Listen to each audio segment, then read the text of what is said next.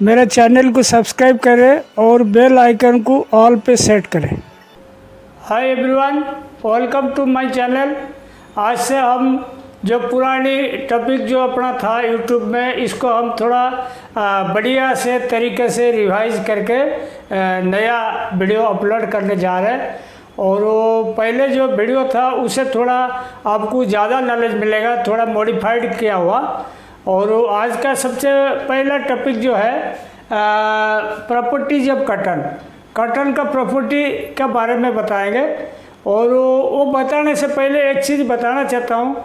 जैसे अपना कॉटन का प्रॉपर्टी जो होता है, जो पुराना ज़माने का जो टेक्नीशियन लोग थे वो लोग कोई मशीन से टेस्ट नहीं करते थे। अभी तो आजकल बहुत सारे मशीन आ गया, HBI आ गया, ऑफिस आ गया, हाँ। और बाकी पहले ज़माने में ऐसा कुछ नहीं था। पहले ज़माने में वो लोग हाथ से ऐसे स्टेपलिंग कर देते थे और कितना mm हुआ एक स्केल में नाप के बता देते थे, इतना mm का फाइबर है। और इसको ऐसे कान के पास लेकर ऐसे तोड़ देते तो आवाज़ से मालूम पड़ता है स्ट्रेंथ कितना है। दो ही चीज़ देखते थे। लेकिन अभी का जो ज़माना हो गया, अभी बिल्कुल अलग हो गया। अभी मशीन से जो टेस्टिंग होता है वही माना जाता है। कोई हाथ से टेस्टिंग किया उसका कोई मायने नहीं रहता।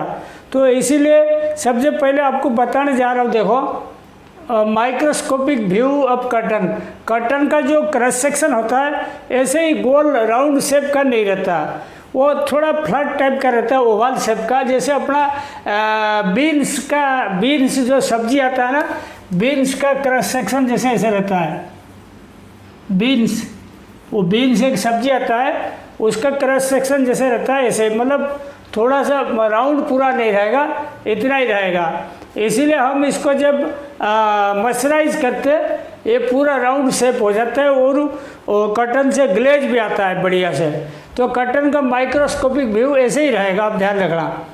और इसका ऑब्जेक्टिव्स देखो, ऑब्जेक्टिव क्या है। एक सेलुलोज फाइबर है, अपना खेत से निकलता है, मतलब ज़मीन से निकलता है, किसान निकालते हैं। तो इसमें आपको सारी प्रॉपर्टी जो होता है एक जैसा नहीं रहेगा, उसमें थोड़ा वेरिएंस रहेगा।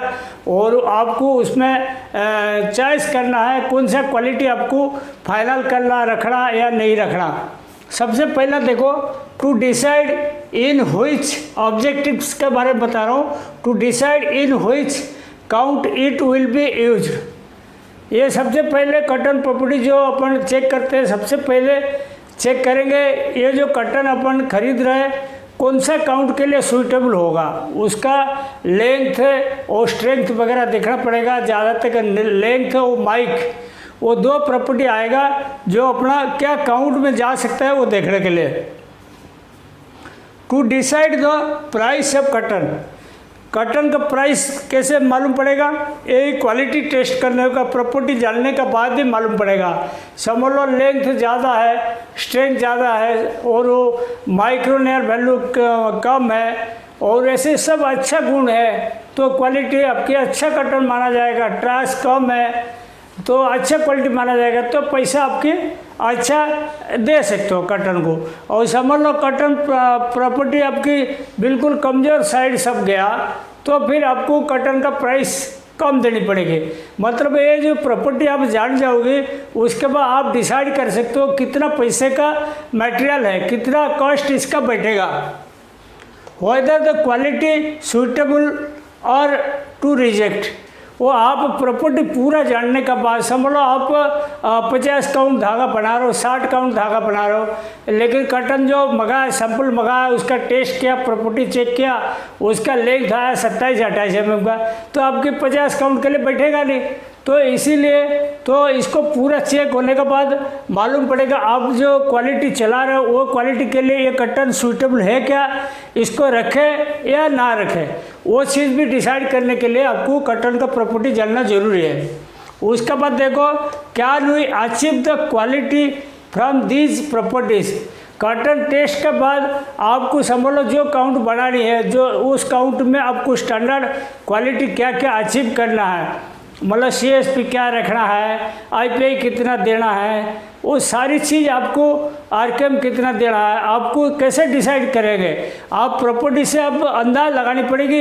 अपना जो क्वालिटी लेवल है वो क्वालिटी लेवल इस फाइबर से, इस कॉटन से अचीव कर सकते हैं क्या, कर सकते हैं तो कॉटन को रखना है, नहीं कर सकते तो रिजेक्ट करना पड़ेगा। उसके बाद देखो can we avoid shade variation from this properties. Shade variation को कौन सा चीज़ अफेक्ट करता है, जो प्लस बी वैल्यू रहता है, जो एलोनेस रहता है, वो अगर रेंज ज़्यादा रहेगा तो शेड वेरिएशन आएगा। तो कभी भी अपन प्लस बी वैल्यू अपन डिसाइड करते, समझ लो प्लस बी वैल्यू रहा 1 कॉटन का रहा 8 का रहा और 1 रहा 11.5, तो ऐसे कॉटन अगर अपन दोनों पास कर देंगे और एक ही मिक्सिंग में डाल देंगे तो शेड वेरिएशन आएगा। तो ये भी डिसाइड करने के लिए शेड वेरिएशन हम रोक सकते हैं क्या, तो पास करना मतलब जैसे 8 का पास किया तो इसको 9.5 तक भी चला सकते हो। 9.5 से ऊपर वाला प्लस बी वैल्यू नहीं लेना, प्लस बी वैल्यू नहीं लेना, मतलब 1.5-2 पॉइंट, ज़्यादा से ज़्यादा 2 पॉइंट तक रेंज का कॉटन सिलेक्ट करना। तो शेड वेरिएशन अपन रोक सकते हैं क्या, तब डिसाइड करना। Can we set a very good working in the process. अगर आपके कॉटन का प्रॉपर्टी सारी प्लस साइड रहा, बढ़िया साइड रहा, तो आप बढ़िया वर्किंग दे सकते हो। अगर वर्किंग नहीं दे सकते हो तो वो कॉटन आपके लिए कोई काम का नहीं है। तो इसीलिए कॉटन प्रॉपर्टी पूरा थोरोली चेक किया जाता है सारी चीज़ अपना अचीव करने के लिए। Can we get optimum productivity from this properties. समझ लो इसका लेंथ कॉटन का कम आ गया, माइक भी ज़्यादा आ गया, मोटा आ गया, फाइननेस जो होता है, तो आपकी TM ज़्यादा लग जाएगा। और फाइबर लेंथ कम हो गया तो आपकी TM ज़्यादा लगेगा, तो प्रोडक्शन घट जाएगा, स्पीड नहीं लेगा। तो इसीलिए वो आप जो कॉटन सिलेक्ट करोगे इसका ऑप्टिमम प्रोडक्टिविटी ले सकते हो क्या, ले सकते हो तो कॉटन इसको सिलेक्ट करना है। To decide gauges TM speed of process में क्या क्या स्पीड चलानी है, TM कितना जाएगा, बटम रोल गेज सब क्या क्या रहेगा, और वो सब चीज़ डिसाइड करने के लिए प्रॉपर्टी भी चेक होता है। तो प्रॉपर्टी चेक करने का ये सब कारण है, ऑब्जेक्टिव्स, ये सब चीज़ मालूम करने के लिए हम प्रॉपर्टी चेक करते हैं। अब जाएंगे हम प्रॉपर्टी क्या क्या है। नेक्स्ट देखिए, ये जो कॉटन प्रॉपर्टी का बारे में बात चल रहा है उसमें देखिए मेजर प्रॉपर्टी जो है इसके बारे में बता देता हूँ। लेंथ इन mm, जो अपना कॉटन का जैसे अपन टेस्टिंग करते हैं उसका जो लेंथ रहता है, जैसे फाइबर लेंथ कितना mm है, जिसको अपन ऑफिस टॉपिक में आप देखना 5% ऑफिस लेंथ जिसको बोलते हैं, जिसको अपन मतलब जिसके लेंथ के हिसाब से अपन मशीन का गेज वगैरह TM वगैरह सेट करते हैं या स्पीड लेते हैं, उसको बोलते हैं लेंथ इन mm। वो कितना है वो पहले चेक करने का, लेंथ के ऊपर आपके कौन सा काउंट में जाएगा क्या है आपको मालूम पड़ेगा। उसके बाद देखो माइक्रोनियर वैल्यू जो होता है वो क्या होता है, मतलब फाइबर का फाइननेस कितना मोटा है या पतला है। और फाइबर फाइननेस होता है जितना पतला होगा उतना आपके कम TM लगेगा, उतना आपकी प्रोडक्टिविटी देगा, वो उतना आपके मतलब बहुत बढ़िया स्मूथ दिखेगा, कपड़ा अच्छा दिखेगा और वो सारी चीज़ आपको बेनिफिट देगा। जब वो कम रहेगा वैल्यू, जब माइक ज़्यादा रहेगा, इसको लीनियर डेंसिटी भी बोलते हैं, माइक्रोग्राम पर इंच, और फाइननेस भी बोलेंगे या लीनियर डेंसिटी भी बोलेंगे। तो जितना पतला रहेगा उतना बढ़िया, और जितना मोटा रहेगा उतना TM ज़्यादा लगेगा, क्वालिटी थोड़ा ख़राब साइड जाता है। और ये माइक्रोग्राम पर इंच, मतलब 1 इंच का रुई अगर लेंगे कितना माइक्रोग्राम मतलब 1 ग्राम का 1000 भाग से 1 भाग माइक्रोग्राम, कितना माइक्रोग्राम हुआ, तो इसको अपन फाइननेस बोलते हैं। उसके बाद देखो स्ट्रेंथ ऑफ फाइबर मतलब फाइबर का जो होता है उसका ताकत कितना लगता है टूटने में। वो अगर टूटने में ज़्यादा ताकत लगता है तो आपकी अच्छा उसकी क्वालिटी माना जाता है। और उसे आपको ग्राम पर टेक्स जो होता है स्ट्रेंथ नापने का है, उसी से आपको एलोंगेशन भी मिल जाएगा, मतलब कितना खींचने के बाद वो टूटा, कितना लंबाई हो गया, उसका एलोंगेशन परसेंटेज भी मिल जाएगा। जितना एलोंगेशन अच्छा रहेगा उतना बढ़िया क्वालिटी रहेगा, क्योंकि वो टूटेगा नहीं, प्रोसेस में लंबा हो जाएगा। इसको कैसे नापते हैं? ग्राम पर टेक्स में नापते हैं, और टेरासिटी भी इसको बोलते हैं। और देखो यूनिफॉर्मिटी, URF जो होता है, लेंथ वेरिएशन। समझ लो आपके कटन का length, average length, mean length जो बोलते हैं 30 mm आया, लेकिन उसे 22-23 mm का भी है, 25 mm का है, मतलब बहुत ज़्यादा लेंथ का वेरिएशन है। जब लेंथ ज़्यादा वेरिएशन रहेगा तो आपके लिए सूटेबल नहीं रहेगा स्पिनिंग में, उसमें क्वालिटी में बहुत प्रॉब्लम आएगा। तो इसीलिए यूनिफॉर्मिटी जो होता है, लेंथ यूनिफॉर्मिटी इसको भी बोलते हैं, तो वो कम से कम होनी चाहिए, मतलब ज़्यादा वेरिएशन नहीं रहना चाहिए। 30 mm का तो 28, 29, 30, 31 ऐसे ही रहना चाहिए, ज़्यादा रेंज नहीं रहना चाहिए। और मैच्योरिटी लेवल क्या होता है? कितना, जैसे अपना आपको बताते हैं खेत से अपन निकालते हैं, जैसे खेत से कोई अपन सब्जी उगाते हैं, कुछ करते हैं, एक जैसा साइज का सब अपन को नहीं मिलता अनाज, इसीलिए ये भी खेत से निकलता है। तो इसमें कोई फाइबर पूरा मैच्योर हो जाता है, पूरा बढ़िया हो जाता है, जिसको बोलते हैं परिपक्व हो जाता है, लेकिन कोई इमैच्योर रह जाता है। इमैच्योर मतलब वो मतलब धागा बनने लायक नहीं रहता, कमज़ोर रहता है, तो वो बीमार मान के चलो। तो इमैच्योर जो रहता है वो अगर परसेंटेज ज़्यादा रहेगा तो दिक्कत है। जनरली मैच्योरिटी लेवल जो होता है कटन का 80-82% तक रहता है, उसे कम मैच्योर्ड वाला कटन अपना यूज में नहीं आता। उसका बाद देखो moisture content, water content in fibre. Moisture content एक होता है कटन में 8% तक रहता है, मतलब 8 से 8.5 बढ़िया रहता है। जितना मॉइस्चर कंटेंट रहेगा उतना बढ़िया आपकी स्ट्रेंथ रहेगा, और वो आपके प्रोसेस में कोई तकलीफ नहीं रहेगा। और समझ लो मॉइस्चर कंटेंट आपकी कटन में पार्टी ने दे दिया 12%, तो वो कटन कभी आप अलाउ नहीं करना, क्योंकि उसमें 4% एक्स्ट्रा मॉइस्चर है। जब आप प्रोसेस में यूज करोगे तो 4% जो मॉइस्चर है वो वेपर होकर उड़ जाएगा, मतलब वो ख़त्म हो जाएगा, वैनिश हो जाएगा। तो 4% की आपकी वेट शॉर्टेज पड़ेगा, वो सब चीज़ रियलाइजेशन में बहुत फर्क पड़ता है। इसीलिए कटन का जो मॉइस्चर है 8 से 8.5% चेक करके रखना।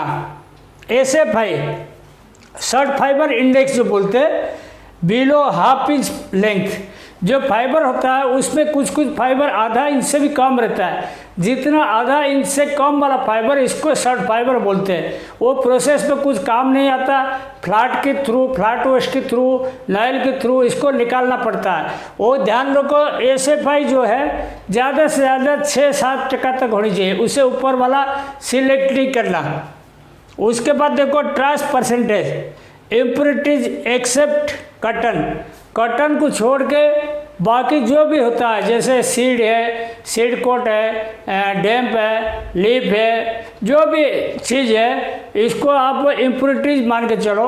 और वो सीड, टूटा हुआ सीड भी होता है कटन का, वो सब अपना कुछ प्रोसेस में काम नहीं आएगा, इसको निकालना पड़ता है प्रोसेस में। जितना ज़्यादा ट्रास रहेगा उतना अपना क्वालिटी ख़राब माना जाएगा, इसीलिए कटन में ट्रास जितना ज़्यादा होता है उसका रेट कम किया जाता है। उसके बाद देखो प्लस बी एलोनेस, ये सबसे इम्पोर्टेंट प्रॉपर्टी है। प्लस बी वाला जो एलोनेस है ये सबसे इम्पोर्टेंट प्रॉपर्टी है। ये एलोनेस जो होता है कटन में आप देखो बिल्कुल दूध जैसा सफ़ेद नहीं रहेगा, हल्का सा पीला पीला रहता है। वो पीला पीला जो रहता है, प्लस बी वैल्यू जो रहता है, वो अगर रेंज ज़्यादा रहेगा, मतलब कटन जैसे उसका बारे में आपको पता है, कटन जैसे अपना पिकिंग करते हैं शुरुआत में, प्लस बी वैल्यू रहता है कितना मालूम है आपको? प्लस बी वैल्यू रहता है शुरुआत पिकिंग में 7 से 7.5, 8 तक रहेगा। पहला पिकिंग में बिल्कुल सफ़ेद कटन रहेगा।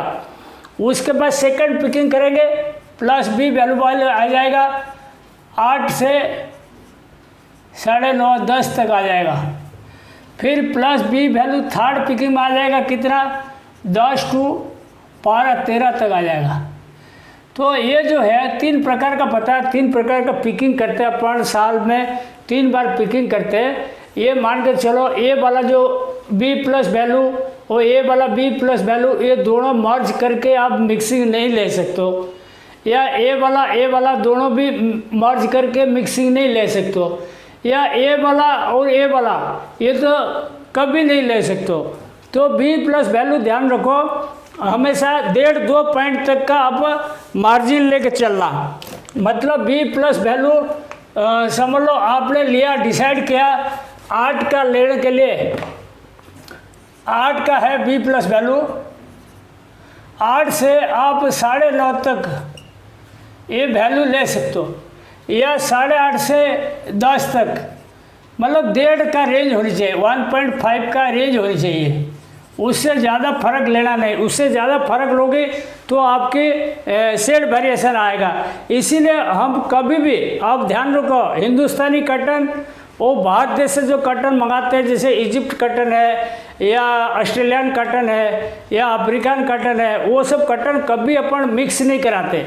यही कारण एक है, बी प्लस वैल्यू उनका बिल्कुल कम रहता है, मतलब वाइट जैसा पॉलिस्टर जैसा कॉटन रहता है। इसीलिए अपन कभी ये कॉटन, इंडियन कॉटन और बाहर देश का कॉटन कभी अपन मिक्स नहीं करते, यही एक कारण है।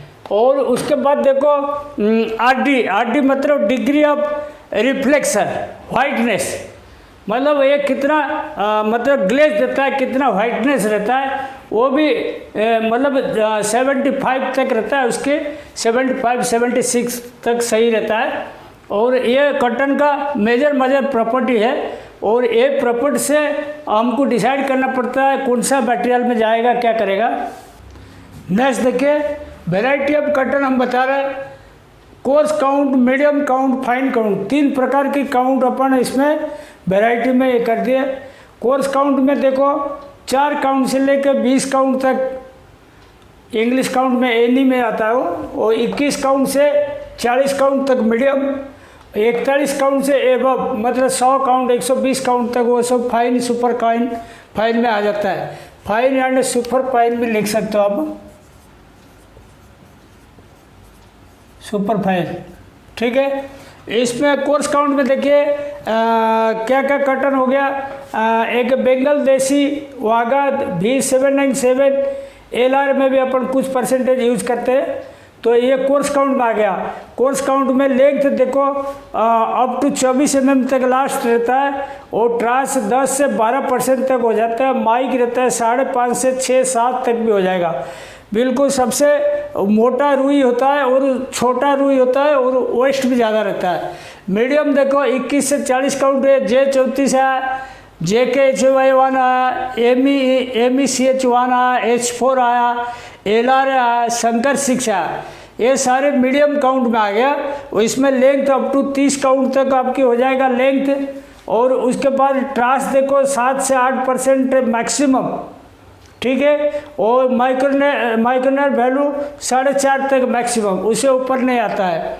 उसके बाद देखो फाइन एंड सुपर फाइन में क्या होता है, 41 काउंट से एबव होता है, शंकर 6, MCU 5, DCA 32, और प्यूमा, बॉनी, और वो भारा लक्ष्मी भी होता है कि भारा लक्ष्मी। ये जो कॉटन बता रहा हूँ ये गुजरात साइड से आता है, MCU 5 भी महाराष्ट्र गुजरात से आता है, और ये साउथ से आता है। हाँ, और उसके बाद देखो सी आइलैंड कॉटन।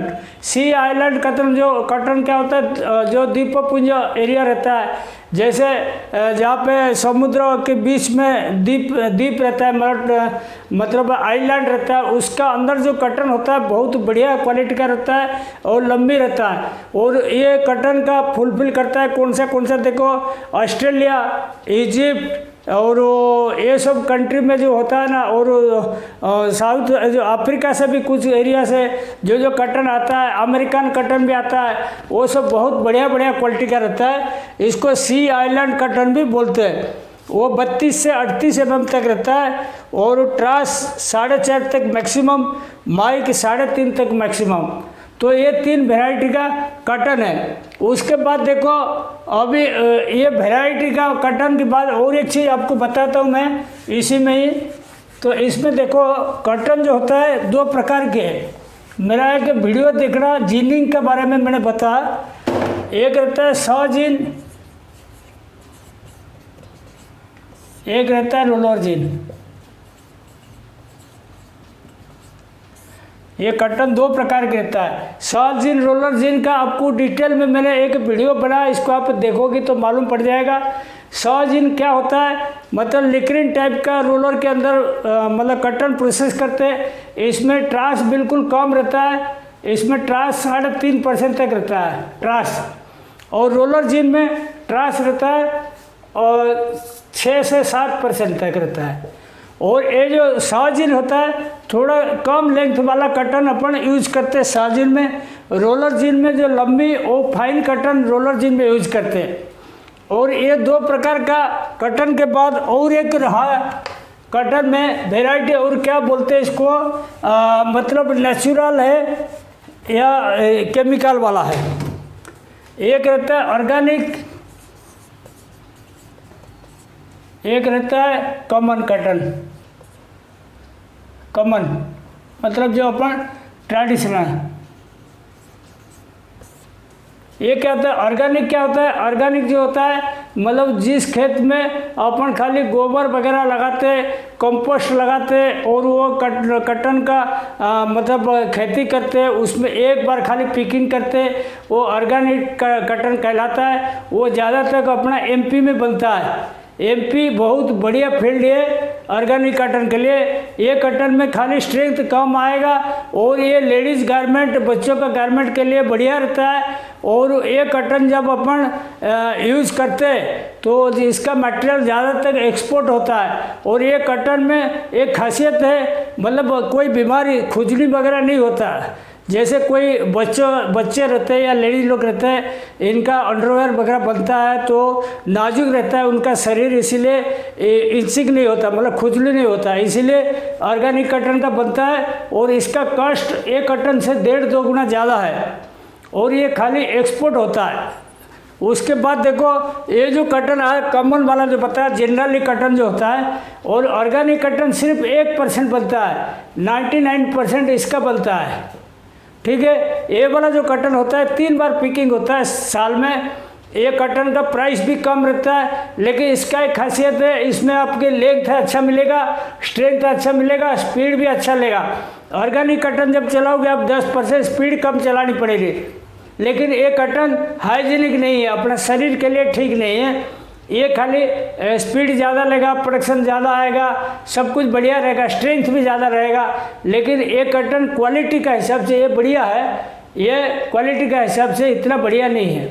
फिर भी अपन ज़्यादातर यही कटन यूज होता है। नेक्स्ट देखिए, यान का जो स्ट्रेंथ है किसका ऊपर डिपेंड करता है, कौन सा प्रॉपर्टी जो कटन का है उसको अफेक्ट करता है।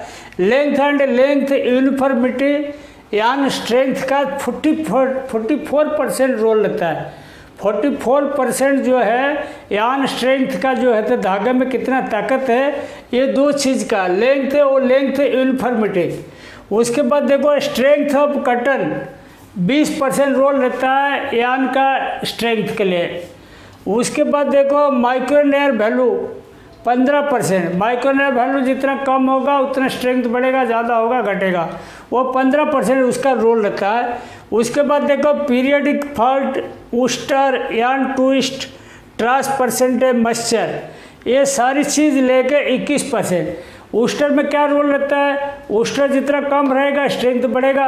पीरियडिक फॉल्ट क्या होता है, पीरियडिक फॉल्ट जितना कम रहेगा उतना स्ट्रेंथ बढ़ेगा।